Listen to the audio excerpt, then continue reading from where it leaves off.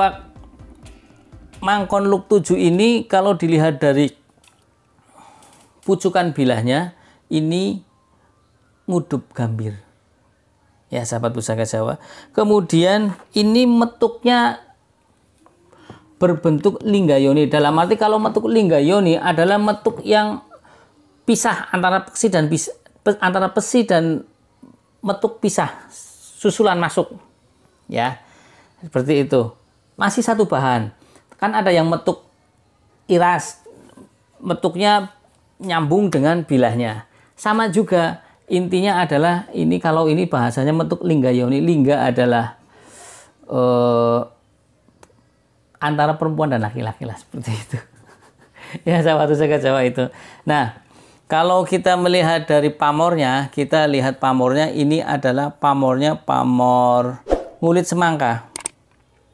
Ya, sahabat pusaka Jawa, ini pamornya ngulit semangka. Ngulit semangka sendiri sebagian tuah dan angsarnya bagi pencinta keris adalah untuk memperluas pergaulan.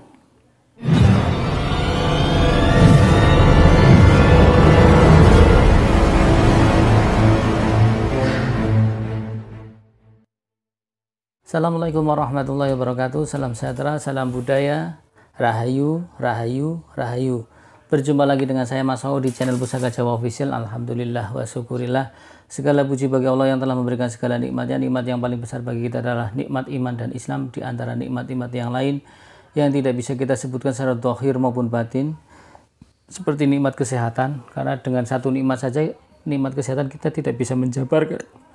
Sehat mata, sehat telinga, sehat mulut, sehat tangan, sehat kaki, ginjal, paru, dan semua organ tubuh kita banyak sekali. Itu baru satu nikmat kesehatan, belum nikmat-nikmat yang lain. Salawat serta salam semoga selalu tercurah kepada junjungan Nabi besar kita Nabi Muhammad SAW beserta keluarganya, sahabatnya, serta pengikutnya ila yaumil akhir. Allahumma ij'alna minhum, semoga kita termasuk dalam golongan pengikut Rasulullah SAW. Sahabat pusaka Jawa, semoga sahabat pusaka Jawa selalu dalam keadaan yang terbaik, diberikan kebahagiaan yang tak terduga, baik keadaan lapang maupun keadaan sempit, dilindungi dari mara bahaya baik dohir maupun batin, wabil khusus dari penyakit virus corona dan juga virus penyakit-penyakit yang dibuat oleh manusia, baik bentuk al-ain maupun dari bentuk santet maupun tenun. Karena memang di dunia ini hal seperti itu ada. Ya, kalaupun tidak ada karena Anda belum mengalaminya atau belum tahu ilmunya. Sahabat pusaka Jawa, kali ini saya akan membabar satu bilah dapur pusaka berbentuk tombak. Kalau kemarin saya udah mereview keris, jadi kadang saya seling-seling setelah keris tombak, nanti setelah tombak apalagi, biar sahabat pusaka Jawa tidak begitu ini keris lagi. Ya, walaupun banyak keris yang belum saya babar, tapi kali ini saya akan membabar satu bilah tombak yang jarang orang tahu.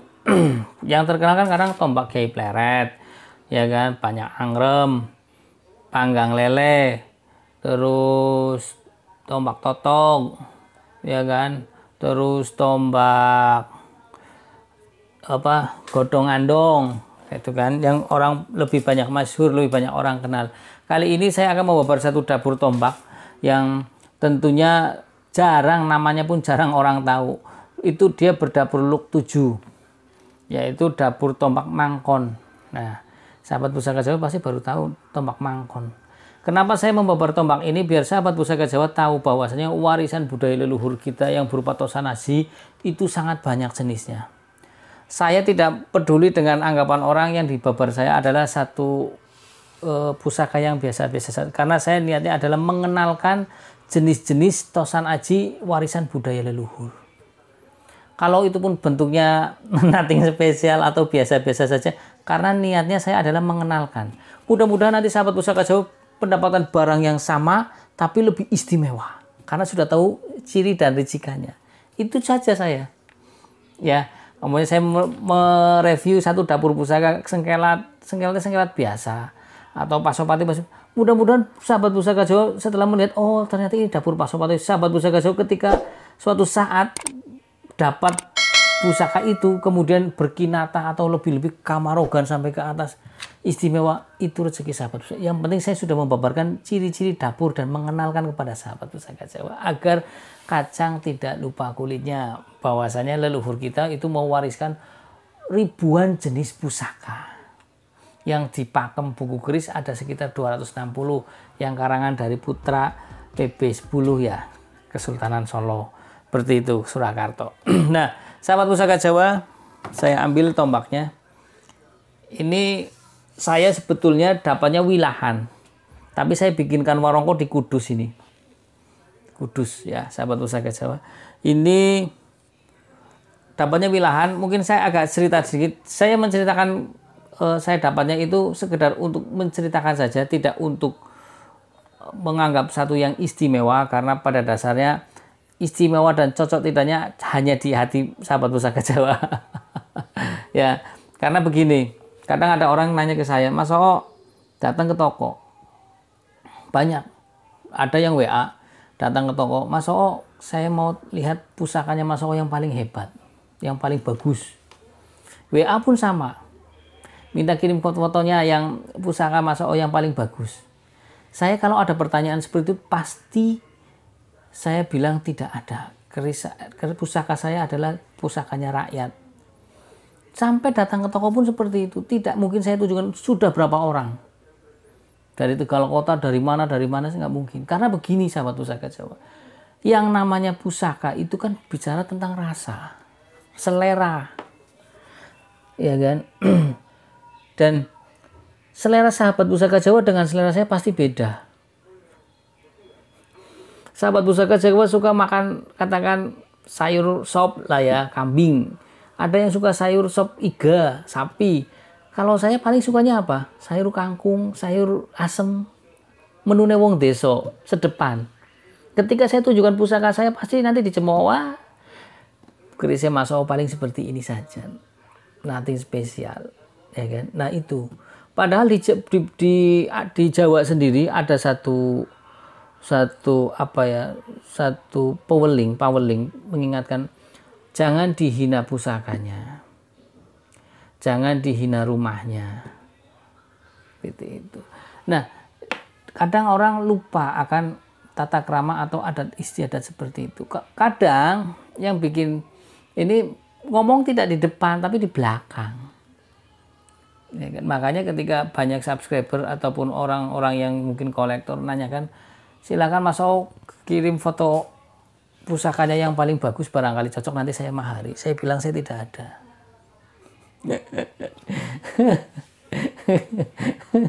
Kalah kaku kalau sama saya. Malah nggak mungkin saya tunjukkan. Ada orang yang datang ke sini berapa orang? 3 yang saya ingat. Sama nanya, Mas Oo saya mau lihat pusakanya Mas Oo yang paling bagus. Sampai pulang nggak saya tunjukkan. Saya tunjukkannya di belakang sini aja. Silakan ngacak-ngacak sendiri. Tapi yang di lemari nggak saya tunjukkan. Karena apa? Saya bukan kelasnya untuk pamer gitu loh. Bukan kelasnya untuk pamer, sudah bukan kelasnya seperti itu. Kalau kamu butuh pusaka, kamu tolong bilang sama saya butuh dapur pusakanya apa. Katakan sabuk inten, oke tak ambilkan sabuk inten. Jangan sampai dikeluarkan semua, masa difotoin semua. Atuh capek. Barang saya bukan 1, 2, atau 10, atau 20, atau 50 biji. Nanti difotoin. bukan masalah sombong amat gitu ya. Tapi kan ini masalah tentang efisien waktu dan dengan biar tepat dan cepat, akurat gitu loh. Anda butuh apa? Dapur ini ya sudah. Jangan sampai saya butuh dapur, saya senang dengan tapi saya masih bingung. Itu bahaya. Nanti tak kerjain sama saya gimana? Kamu belinya dapur ini saja gitu. Yang stok saya banyak. Enggak seperti itu saya. Karena saya pengen sekarang saya menanyakan kepada jenengan pekerjaannya apa, wataknya bagaimana. Biar nanti bisa disinkronkan dengan tua atau angsar yang ada di perlambang luk atau lurus yang ada di satu dapur pusaka biar sesuai. Kalau umpamanya ini orangnya pemarah. Ya, orangnya pemarah. Terus orangnya galak. Dikasih dapur yang luk 7. Ya luwi-luwi wong pada wedi. Nggak usah pegang pusaka yang luk 7 aja pada ngepel, tambah itu ya tambah sangar. Kan seperti itu. Makanya kadang saya sering bicara pelan-pelan, step by step, kebutuhannya bagaimana, kita ngobrol dengan wirausahanya apa. Itu kalau saya sekedar membantu untuk menerjemahkan perlambang-perlambang atau doa-doa dari para empu. Kalau bicara isi saya tidak tahu, saya hanya membantu perlambangnya saja. Karena saya bukan seorang spiritualis, saya adalah seorang pedagang murni. Sahabat Pusaka Jawa, tombak ini saya dapat dari daerah Cirebon. Ini dulu dapatnya ceritanya teman saya itu rumah orang Cirebon, kemudian rumahnya seorang pejabat atau wali kota Cirebon di sana kan tidak ditempati. Kemudian wali kota itu juga senang pusaka. Pas lagi beres-beres di tanah belakang itu kan pasti ada saya kayak apa ya, taman seperti itu. Karena lama tidak ditempati kan pasti banyak rumput yang tinggi-tinggi. Ketika diberesin, ini pengakuan dari tukangnya, ini tombak keluar dari tanah, slup gitu. Tidak semua ujung gitu. Terus kemudian si tukang itu karena di situ terkenal rumah dengan rumah lama kosong kan takutnya horor atau angker seperti itu. Nah, laporlah ke teman saya, kemudian lapor teman sama, ini ada tombak begini. Saya bilang ambil saja, nggak ada yang berani ngambil, tukang pada kabur semua. Terus kamu ambil saja, nanti kalau foto cocok saya bayarin. Kebetulan ketika itu keluar mungkin sepertiga atau setengah dari tombak itu, katanya sih keluar dari tanah, wallahu alam, ya kan. Setelah itu diambil. Setelah diambil proses sekitar 1 bulan baru bisa saya dapat, atau lebih kayaknya lebih dari 1 bulan, karena dipegang sana sini, dipegang sama security di PLTU Cirebon sampai kapok. Ada punya pengalaman sendiri dia kan, ya namanya orang bukan orang pusaka, dikasih kain putih, ujungnya dipakein apa ya, bekas kain pel itu ya, tapi yang pakai plastik, sampai dibukanya susah, nggak ketulungan, sampai gigit peksinya tuh. Itu dia mempunyai pengalaman ditaruhkan di pos satpam tuh. Dulunya dia kalau nggak salah kalau saya salah ingat, dimaafkan.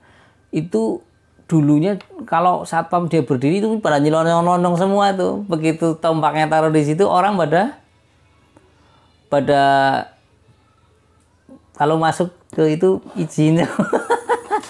Terus kemudian ada pengalaman spiritual yang lain yang istrinya dia bikin takut, akhirnya dikembalikan ke teman saya, dan teman saya akhirnya dilemparlah ke saya. Ketika saya membuka tombak ini, oh ini tombak yang memang jarang orang tahu. Mungkin dari segi dapurnya tahunya mungkin orang tombak darah dasih. Tapi kan kalau orang tombak darah dasih looknya look 5, kalau ini look 7, yaitu tombak mangkon. Dan tombak mangkon memang jarang orang paham. Mungkin orang banyak punya tapi nggak tahu namanya mungkin seperti. Nah, makanya saya nanti akan mereview ini. Ya sahabat Pusaka Jawa, oke cukup saja ceritanya. Tidak perlu ditambah-tambahi, dan begitulah apa adanya. Intinya saya dapat dari Cirebon, dan ini dapat bilah, kemudian saya bikinkan apa? Warongko di Kudus. Kalau saya berkeyakinan kemungkinan itu adalah milik pemilik rumah itu atau sang wali kota itu, wali kota Cirebon, tidak saya sebutkan namanya. Tapi kalau untuk tertanam di bawah ya wallahu alam, kadang orang-orang pejabat kan punya maksud tertentu, mungkin tombaknya ditanam atau ada yang dipajang seperti itu. Biasanya kalau pejabat kan untuk protek seperti itu. Ya kita buka ya, bismillahirrahmanirrahim. Nah, ini sahabat Pusaka Jawa.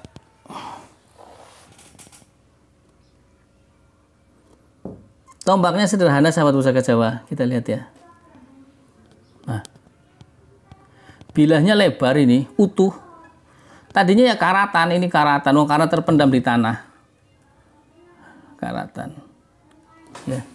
Ini bilahnya agak ngelimpah ini. Bilahnya agak ngelimpah di tengahnya. Oke ya. Seperti sahabat Pusaka Jawa ketahui bahwasanya tombak itu di setiap daerah bermacam-macam. Kalau untuk daerah Lampung, Palembang, tombak payan. Kalau daerah Kalimantan Tengah ada butang sewong. Terus untuk Sulawesi Selatan ada tombak poke. Untuk warga Sulawesi Selatan pasti kenal dengan tombak poke.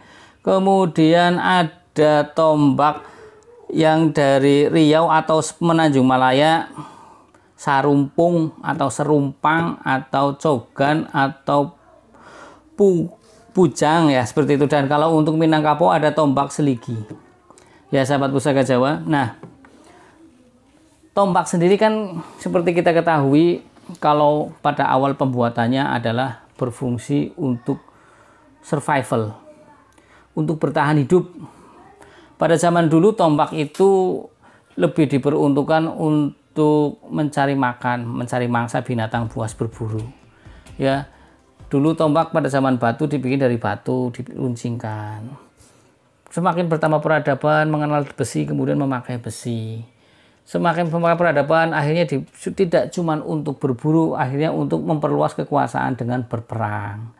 Tidak melulu itu, kemudian bertambah untuk setelah mengenal dengan adanya agama. Dulu kan tidak mengenal agama.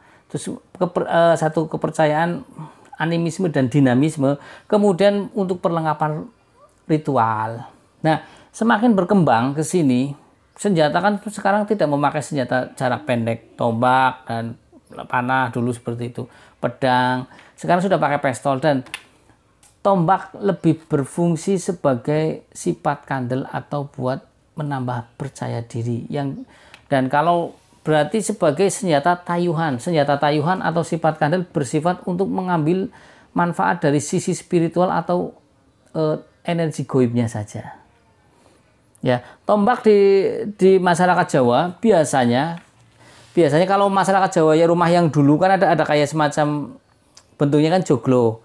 Nah, biasanya di pojok-pojok itu kadang diberikan tombak yang tingginya hampir 2 meter 180. Ya, tombak terus kadang di tengahnya ada satu payung agung. Itu mempunyai makna dan filosofi, ya kan? Itu tombak itu ketika kita datang, tuan rumah belum datang, itu mewakili tuan rumahnya di situ. Itu artinya. Kalau kita ya nyawang-nyawang lah ya. Makanya jangan heran kalau sahabat Pusaka Jawa datang ke rumah seorang pemilik tosan aji, kemudian di ruang tamunya ada tombak yang tinggi atau berapa, terus ada payungnya, payung tengahnya ya. Tombak terus payung. Itu adalah satu bentuk penghormatan tuan rumah kepada tamu. Apabila dia belum sempat menemui, silakan, itu sebagai wakilnya itu. Nah, sahabat-sahabat sudah ya, saya sudah menjabarkan tombak Mangkon Luk 7 ini kalau dilihat dari pucukan bilahnya ini ngudup gambir. Ya, sahabat Pusaka Jawa. Kemudian ini metuknya berbentuk linggayoni. Dalam arti kalau metuk linggayoni adalah metuk yang pisah antara pesi dan metuk pisah, susulan masuk. Ya. Seperti itu. Masih satu bahan.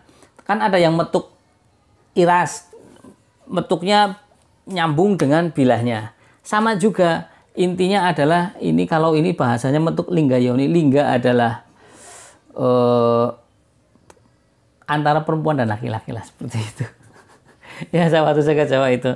Nah, kalau kita melihat dari pamornya, kita lihat pamornya ini adalah pamor ngulit semangka.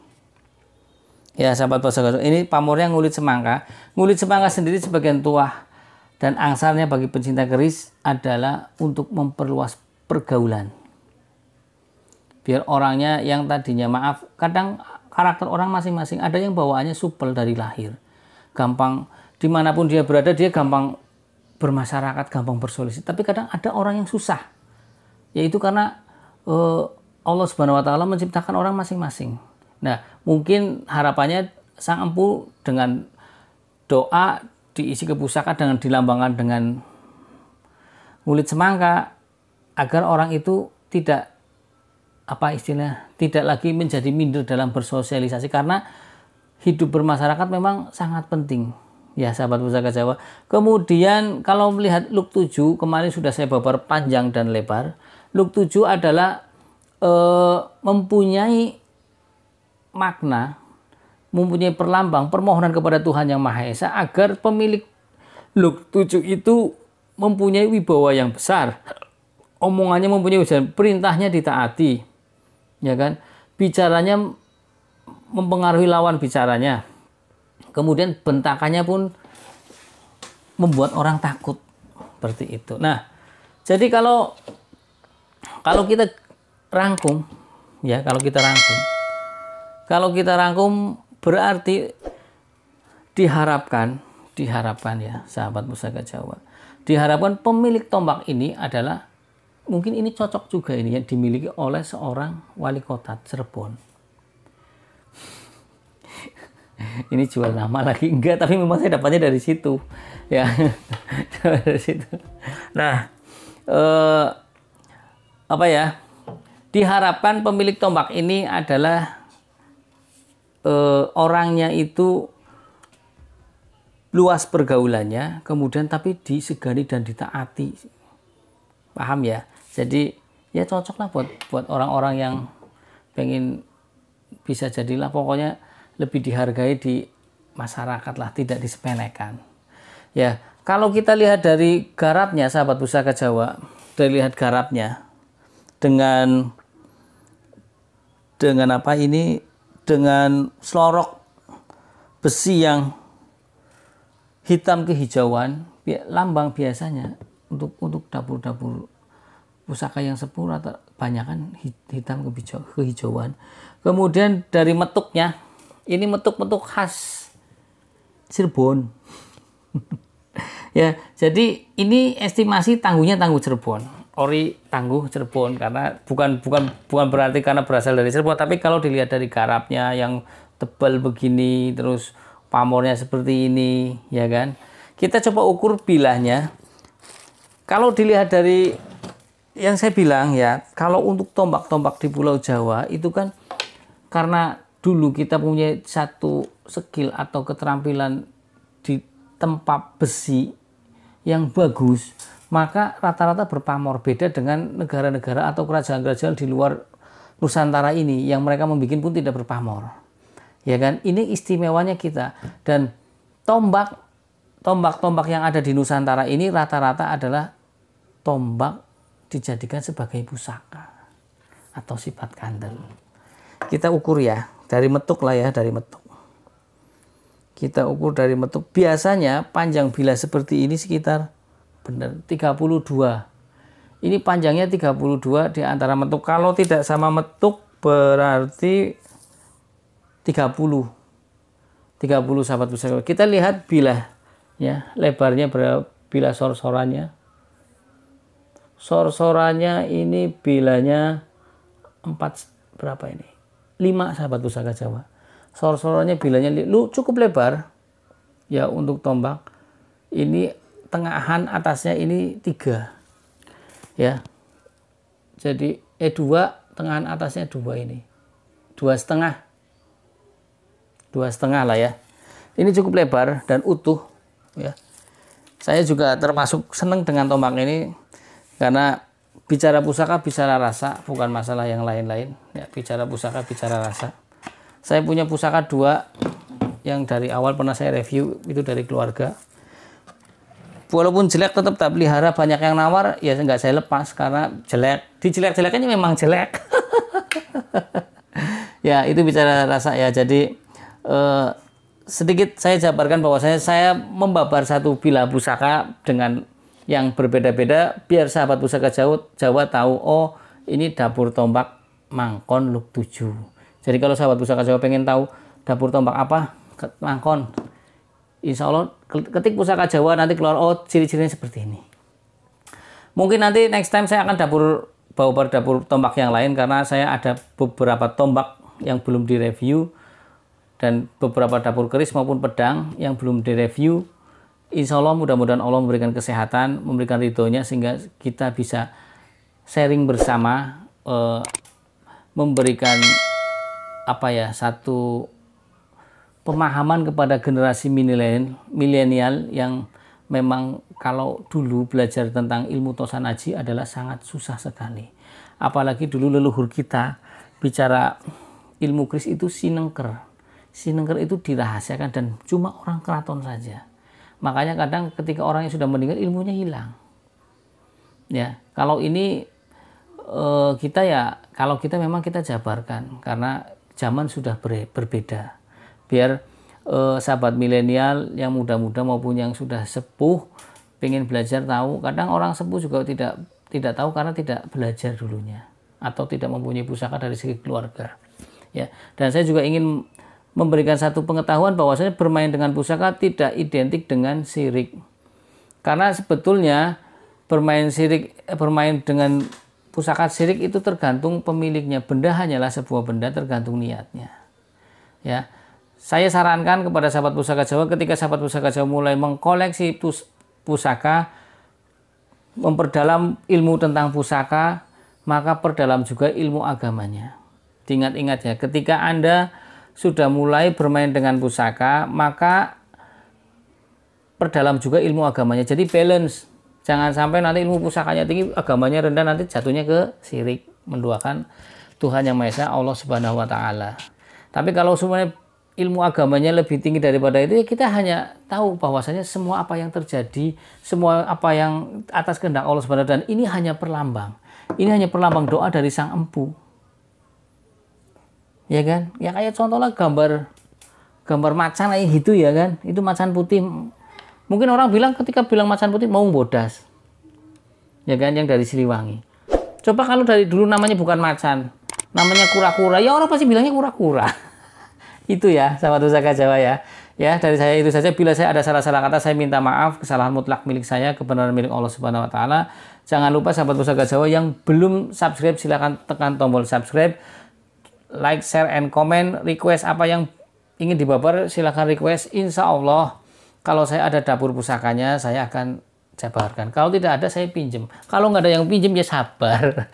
Karena mencari pusaka itu susah. Hari ini pun saya lagi nego pusaka dengan beberapa pakuler atau kolektor, mudah-mudahan bisa deal, nanti bisa, saya harapannya saya ketika beli tosan aji pun agar bisa memberikan pemahaman kepada sahabat pusaka Jawa yang belum. Kadang saya beli satu tosan aji yang belum saya babar, saya sengaja beli hanya untuk subscriber, biar tahu. Oke sahabat pusaka Jawa, dari saya itu saja. Wassalamualaikum warahmatullahi wabarakatuh. Salam sejahtera, salam budaya, rahayu, rahayu, rahayu.